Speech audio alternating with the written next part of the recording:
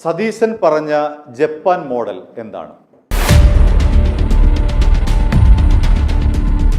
മുഖ്യമന്ത്രി വി.ഡി. സതീശൻ തൻ്റെ ആദ്യത്തെ പത്രസമ്മേളനത്തിൽ പറഞ്ഞ ഒരു കാര്യം, വയോജന വകുപ്പ് രാജ്യത്ത് ആദ്യമായി കേരളത്തിൽ നടപ്പിലാക്കുമെന്നാണ്. അങ്ങനെ ഒരു വകുപ്പ് രൂപീകരിക്കുന്ന സംസ്ഥാനം കേരളമായിരിക്കുമെന്നാണ് അദ്ദേഹം പറഞ്ഞത്.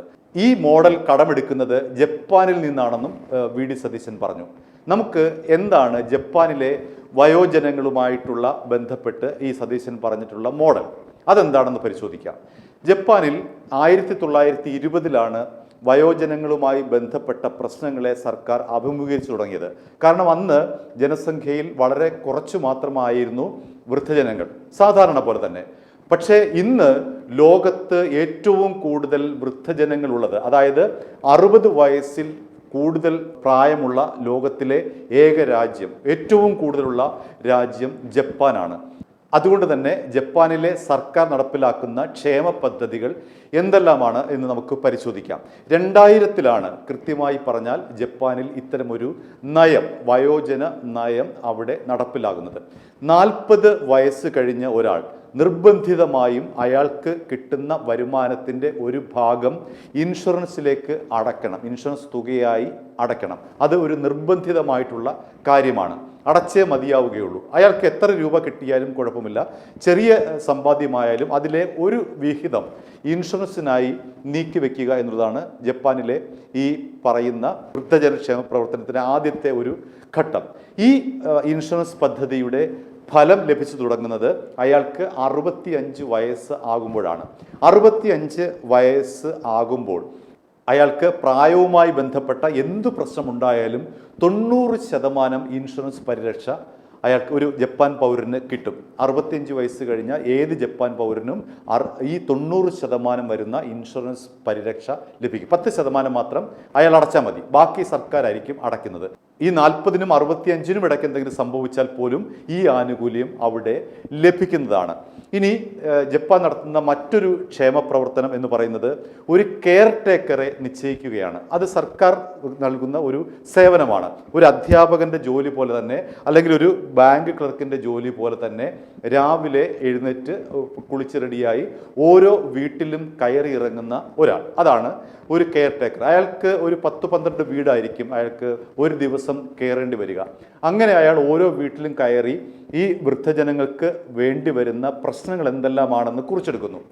ഒരുപക്ഷെ അവർക്ക് മാനസികമായിട്ടുള്ള രോഗങ്ങൾ ഉണ്ടാവാം, ചിലപ്പോൾ അത് കൗൺസിലിംഗ് വഴി അത് മാറ്റാം. മാനസിക രോഗമുണ്ടെങ്കിൽ അതിന് സൈക്യാട്രി വേണ്ടി വരും. അവർക്ക് എന്തെല്ലാമാണ് അവരുടെ ശാരീരിക പ്രശ്നങ്ങൾ, അത് ഡോക്ടർക്ക് മാത്രമേ പരിഹരിക്കാൻ കഴിയുകയുള്ളൂ. അങ്ങനെ ഈ കെയർ ടേക്കർ ഓരോ വീട്ടിൽ പോയി അതത് ഈ വൃദ്ധജനങ്ങളുടെ ആരോഗ്യ വിവരങ്ങൾ കുറിച്ചെടുക്കുകയും അതിനെ ക്രോഡീകരിക്കുകയും അതൊരു ഡോക്ടർ അടങ്ങുന്ന, നഴ്സുമാരടങ്ങുന്ന ഒരു ടീമിന് കൈമാറുകയും ചെയ്യും. അവർ വന്നിട്ട് വീട്ടിൽ തന്നെയാണ് ഇവരെ പരിചരിക്കുന്നത്. അല്ലാതെ ഇവരെ ഹോസ്പിറ്റലിൽ കൊണ്ടുപോയി ആ അന്തരീക്ഷത്തിലല്ല, മറിച്ച് വീട്ടിൽ അവരെങ്ങനെയാണോ കഴിയുന്നത് അതേ അന്തരീക്ഷത്തിൽ തന്നെ അവർക്ക് മാനസികാരോഗ്യ പ്രശ്നങ്ങളുണ്ടെങ്കിൽ അവരിന് മരുന്ന് കൊടുക്കുക, കൗൺസിലിംഗ് കൊണ്ട് മാറുന്ന മാനസിക പ്രശ്നങ്ങളാണെങ്കിൽ ഒരു സൈക്കോളജിസ്റ്റിൻ്റെ സേവനം ഉറപ്പാക്കുക, ഇനി മറ്റെന്തെങ്കിലും ശാരീരിക പ്രശ്നമുണ്ടെങ്കിൽ അവിടെ ഡോക്ടർ ഇടപെടുക. ഇതാണ് ജപ്പാനിലെ ഒരു പ്രധാനപ്പെട്ട ഒരു നയം. ഇനി മറ്റൊന്ന് ഹ്രസ്വകാല സ്റ്റേകളാണ്, ഹോം സ്റ്റേകളാണ്. ഇപ്പോൾ ഒരു വൃദ്ധ മാതാപിതാക്കളുടെ മകനോ മകളോ ഒരു ദിവസത്തേക്ക് ദൂരേക്ക് യാത്ര പോകുന്നു. അപ്പോൾ വീട്ടിൽ അവർ ഒറ്റയ്ക്കേ കാണുകയുള്ളൂ. അങ്ങനെ ഒറ്റപ്പെടാതിരിക്കാൻ വേണ്ടി പ്രത്യേക ഹ്രസ്വകാല താമസ സ്ഥലങ്ങളുണ്ട്. 1-2 ദിവസം തങ്ങാൻ വേണ്ടിയിട്ടുള്ള സർക്കാർ ചിലവിലുള്ള എല്ലാം തന്നെ അവിടെ ലഭിക്കുന്നതാണ്. ഭക്ഷണം, വൈദ്യസഹായം അടക്കമുള്ള എല്ലാം ലഭിക്കുന്ന ഹ്രസ്വകാല താമസ സ്ഥലങ്ങൾ. ഇനി മറ്റൊന്ന് പകൽ വീടുകളാണ്. രാവിലെ ഡ്യൂട്ടിക്ക് പോകുന്ന മകനോ മകളോ ഉണ്ടെങ്കിൽ വൃദ്ധജനങ്ങൾക്ക് വീട്ടിൽ ബോറടിച്ചിരിക്കാതെ അവർക്ക് കൂട്ടമായി പങ്കുചേർന്ന് താമസിക്കാനുള്ള പകൽ വീടുകൾ. അവിടെ 10-50 പേർ ചേരുന്ന ഒരു വലിയ സംവിധാനമാണ്, നമ്മുടെ റിസോർട്ടുകളൊക്കെ പോലെ ഉള്ള ഒരു സംവിധാനം. അവിടെ ഈ പറയുന്ന വൈദ്യസഹായങ്ങളെല്ലാം തന്നെ ലഭിക്കും. ഇനിയാണ് മറ്റൊരു പ്രധാനപ്പെട്ട കാര്യം വരാൻ പോകുന്നത് റോബോട്ടിൻ്റെ സഹായം അവിടെ വൃദ്ധജനങ്ങൾക്ക് നിർബന്ധിതമാക്കിയിരിക്കുകയാണ്. ഉദാഹരണമായി ജപ്പാനിൽ കിടപ്പ് രോഗികൾ എന്ന് പറയുന്ന ഒരു സങ്കല്പമില്ല. അങ്ങനെ കിടക്കേണ്ടി വരുന്ന ആൾക്ക് റോബോട്ടിൻ്റെ സഹായത്തോടു കൂടി, അയാൾക്ക് വേണ്ടി മാത്രം ഡിസൈൻ ചെയ്തിട്ടുള്ള റോബോട്ടുകളുടെ സഹായത്തോടു കൂടി പിന്നെ വൃദ്ധരായിട്ടുള്ള ആൾക്ക് അതിൽ കയറി പതുക്കെ സഞ്ചരിക്കാം. എവിടേക്കാണെന്ന് വെച്ചാൽ അവിടേക്ക് മുറിക്കകത്ത് തന്നെ പോകാം, ബാത്റൂമിൽ പോകാം. അങ്ങനെയുള്ള സംവിധാനമാണ് ആ റോബോട്ടുമായിട്ട് ബന്ധപ്പെട്ട് പറയാനുള്ളത്. മറ്റൊന്ന്, ഒറ്റപ്പെട്ടു പോകുന്ന വൃദ്ധരുണ്ട്. അതായത് ഒന്നുകിൽ ഭാര്യ മരിച്ച ഭർത്താവ്, അല്ലെങ്കിൽ ഭർത്താവ് മരിച്ച ഭാര്യ, മക്കളുണ്ടാവില്ല. അങ്ങനെ വീട്ടിൽ ഒറ്റപ്പെട്ടു പോകുന്ന ഈ പറയുന്ന വൃദ്ധജനങ്ങൾക്കായി റോബോട്ടിനെ കൊടുക്കും. മനുഷ്യന് തുല്യമായിട്ടുള്ള റോബോട്ടിനെ, അവരെ പരിചരിക്കാനും അവരുടെ കാര്യങ്ങൾ കേൾക്കാനും അവർ കാര്യങ്ങൾ പറയുന്നതനുസരിച്ച് പ്രതികരിക്കാനും ശേഷിയുള്ള റോബോട്ടിക് സംവിധാനം അവിടെ ഏർപ്പെടുത്തും. ഏതായാലും ഈ ഒരു ഘട്ടം, അവസാനം പറഞ്ഞ ഈ റോബോട്ടിൻ്റെ ഘട്ടം മാത്രമാണ് ഒരുപക്ഷെ കേരളത്തിൽ അപ്രായോഗികമായി വരിക. ബാക്കിയൊക്കെ ഇപ്പോൾ തന്നെ നമുക്ക് കേരളത്തിൽ ഉണ്ട്. സർക്കാർ സാമൂഹ്യക്ഷേമ വകുപ്പിൻ്റെ കീഴിലും സ്വകാര്യ വ്യക്തികളും നടത്തുന്ന ഒരുപാട് വൃദ്ധ മന്ദിരങ്ങൾ കേരളത്തിലുണ്ട്. മാത്രമല്ല പല ആശുപത്രികളും ഇത്തരത്തിൽ വീട്ടിലേക്കുള്ള സേവന പ്രവർത്തനങ്ങൾ ഉറപ്പാക്കുന്നുണ്ട്. നഴ്സുമാരുടെയും ഡോക്ടർമാരുടെയും സേവനം വീട്ടിലെത്തിക്കുന്നുണ്ട്. അതുകൊണ്ട് ഈ സതീശൻ പറഞ്ഞിട്ടുള്ള പോലെ ഒരു വകുപ്പ് വന്നാൽ ഇതിനെല്ലാം ഏകീകരിക്കാൻ കഴിയും എന്നുള്ള കാര്യം ഉറപ്പാണ്. ഇനി ഇത് ആദ്യമായിട്ടാണോ കേരളത്തിൽ വരുന്നത് എന്ന് ചോദിച്ചാൽ അല്ല. കാരണം കേരളത്തിലെ 20% പേർ ഇപ്പോൾ വയോജനങ്ങളാണ്.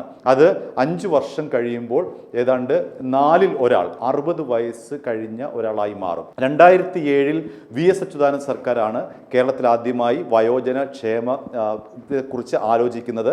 2008 എല്ലാ ജില്ലകളിലും വയോജന കൗൺസിൽ നിലവിൽ വന്നു. 2011 വയോമിത്രം എന്ന് പറയുന്ന ഒരു പദ്ധതി കേരള സാമൂഹ്യക്ഷേമ വകുപ്പിൻ്റെ കീഴിൽ നിലവിൽ വന്നു.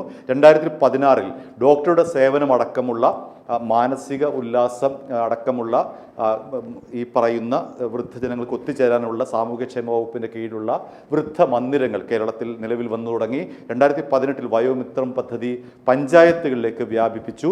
2025 സാമൂഹ്യക്ഷേമ വകുപ്പ്, അത് മന്ത്രി ആർ ബിന്ദു ആയിരുന്നു അതിൻ്റെ ചുമതല വഹിച്ചത്, വയോജനക്ഷേമം ഉറപ്പാക്കുന്ന രാജ്യത്തെ ആദ്യത്തെ കമ്മീഷൻ, ഒരു കമ്മീഷൻ, വയോജനങ്ങൾക്കായിട്ടുള്ളൊരു കമ്മീഷൻ രൂപീകരിച്ചു. ആ കമ്മീഷൻ്റെ ചുമതല എന്ന് പറയുന്നത് മക്കൾ ഉപദ്രവിക്കുകയോ അല്ലെങ്കിൽ വയോജനങ്ങൾക്ക് എതിരായിട്ടുള്ള എന്തെങ്കിലും അതിക്രമം ഉണ്ടാവുകയോ ഒക്കെ ചെയ്തു കഴിഞ്ഞാൽ നിയമപരമായിട്ടുള്ള സംവിധാനം ഏർപ്പെടുത്തി കൊടുക്കുക, സഹായം ഏർപ്പെടുത്തി കൊടുക്കുക എന്നുള്ളതാണ്.